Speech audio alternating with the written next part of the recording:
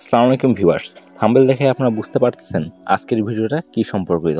আপনারা যারা স্বল্প বাজেটের ফোন ব্যবহার করেন, দেখা যায় ফোনগুলো 1 থেকে 1.5 বছরের মধ্যেই ফোনগুলো নষ্ট হয়ে যায়।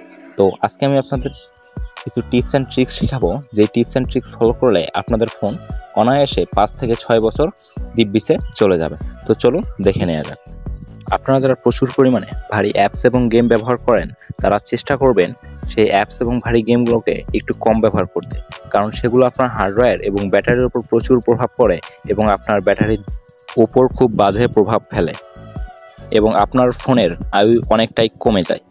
এরপর আর সবসময় চেষ্টা করবেন সারাদিনে ফোনকে 1 থেকে 2 বার চার্জ রাখতে। বেশি চার্জ দেওয়ায় আপনার ফোন হার্ডওয়্যারগুলো কার্যক্ষমতা হারাতে পারে এবং আপনার ফোনের আয়ুষ্কাল অনেক কমিয়ে দেয়। আর অবশ্যই চেষ্টা করবেন ফোনে কোনো ইন্টারনাল স্টোরেজ, যেটাকে বলে মেমোরি কার্ড, সেটা প্রবেশ না করানোর। প্রয়োজন ছাড়া সেটা ব্যবহারে আপনার ফোন অনেক স্লো হয়ে যায় এবং হার্ডওয়্যারের কার্যক্ষমতাগুলোকে অনেক দুর্বল করে দেয়। তো প্রয়োজন না হলে এসডি কার্ড ব্যবহার করবেন না। আর আপনার স্মার্টফোনটাকে দীর্ঘস্থায়ী করতে হলে আপনি অবশ্যই আপনার ফোনটিকে কখনো পানির স্পর্শে আনবেন না।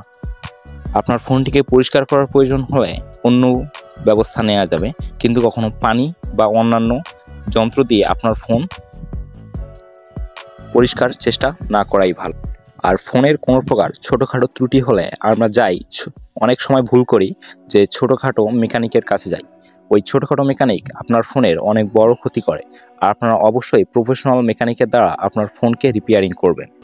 আর অবশ্যই চেষ্টা করবেন আপনার অরিজিনাল চার্জার দিয়ে আপনার ফোন চার্জ করতে। দেখা যায় আপনারা অধিক ফাস্ট চার্জ হওয়ার জন্য আপনারা অতিরিক্ত ওয়াটের চার্জার ব্যবহার করেন, যা আপনার ফোনের হার্ডওয়্যারের জন্য প্রচুর ক্ষতি করে।